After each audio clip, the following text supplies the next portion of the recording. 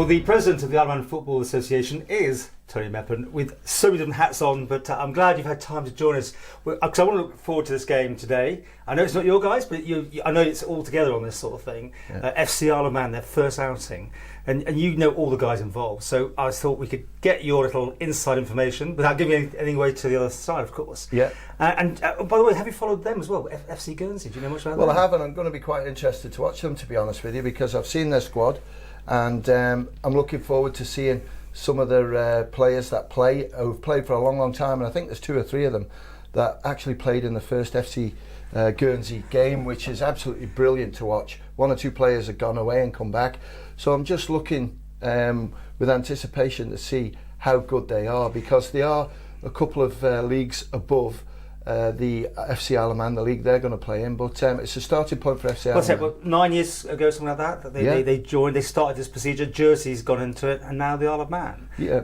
They haven't played actually since February. That'll be interesting to see how that's affected them. They've had no competition, of course, anywhere. Yeah. So this is only a friendly, but I'm taking it that both sides will be showing their mettle. Oh, definitely, and I think we don't need to worry about fitness, because even though they haven't played since February, if you like, the Isle of Man players haven't played since March. It was the end of March, because we managed to get a little bit more out of them.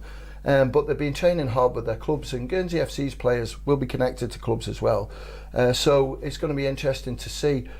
Paul, I've seen a squad, not as in Paul, but Chris Bass, but you know, Paul Jones, I'm sure, has had an input in it as well. And it's a vast... He says he hasn't, but he goes... Yeah. Paul will have done. And Lee Dixon's in there as well. So it's...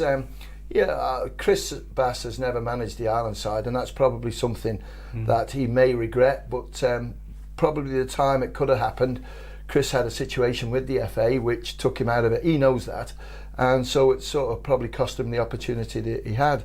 But when you look over sort of recent times, where you've had Kevin Manning, Steve Burns, who's involved with FC Isle of Man, you've had Nick Hurt, Paul Jones, who was absolutely superb. The timing was probably right for them to do it. And when you look at Jersey Bulls, incredible, if I can remember right, played 33, won 33. They know the first year or 2 years might be easier for them in the league, but as Guernsey found out, I think they got promoted 2 years on the bounce, and then it's that third one. And they had quite the last game they took quite a knock. Was it 6-0 or something like that? 6-0. Yeah. Well, they call themselves the Green Lions, isn't it? As their name. We're the Ravens and that sort of thing. Yeah, but that's what Paul Jones is looking for as director of FC Isle of Man, is to start off, improve. And people that are in the squad, I know your mate the Shire's not in it. He's not. But when you look at Sam Kane, Sean Quay, Frank Jones, Jack McVeigh, Jack's 28, 29 now, so good experience there. Plenty of time, massive experience. And Kieran McNulty, who took a year out, I think, last year by playing in Division 2, has probably found his love for football again and come back in. So he's got a tidy team and some good young promising players as well. What do you know about the new young guns in there? Jack's been knocking on the door for the last 2 or 3 years, and he's had opportunities across. I don't know where Jack is with that at the moment, because if it's educational side for Jack or trying to be a professional footballer, then FC Isle of Man might get in the way. But I know it's the opportunity of putting himself in the shop window, but if someone sees him, then they're going to take him away from FC Isle of Man. So he's good. Rhys Oates is a massive loss. Rhys has just had quite a serious operation a week ago. We wish him well on that one. He's gone to UK and he's had the operation done. As far as I know, he's on the mend, but he's not going to be looking at any football for possibly 6 months to a year. So we wish him well on that one. Jacob Crook, I like Jacob. He plays on that left hand side, and he's got a sweet left peg. And if he's got Chris Bass Jr. or Dan Simpson in front of him, then that looks really good. Tom Wood, I don't think Tom's particularly old. What's Tom, about 22, 23? He's a really good player. It's good to watch. The two, and people are going to say, well, you're only because they play for your club, but Sean Doyle is a terrific player. He's tall, he's a great goal scorer, great attitude. But Luke Murray's the one for me. I saw a performance from Luke about 18 months ago against Russian, and I just thought, this guy's something special.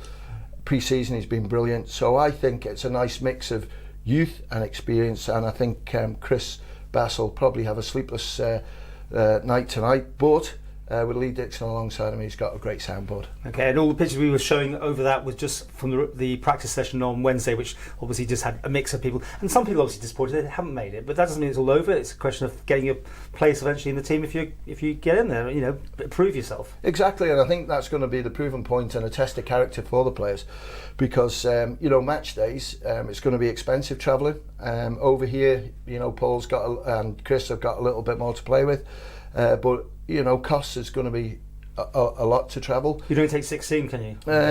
Even if he's going to take 16, because you know, you can only play 11, three subs, that's 14, but that's up to Chris and Paul to sort that one out. But I think the issue will be is that players who consistently aren't getting in are going to have to go back, and I say with a begging bowl, to their club to see if they can get a game there, and that's where I can see a little bit of uncertainty. Well, let's talk for about clubs this. And players. This is tricky. I mean, then there you've got these two setups, but I know everyone's trying to work together, but it means people have to make a decision on who or when they're going to play, right? They do, and they could dual register. So basically, yourself could be picked for FC Isle of Man this week and play, and then next week Chris doesn't select you, and you can go back to your club and say, listen, I haven't been selected, how about a game?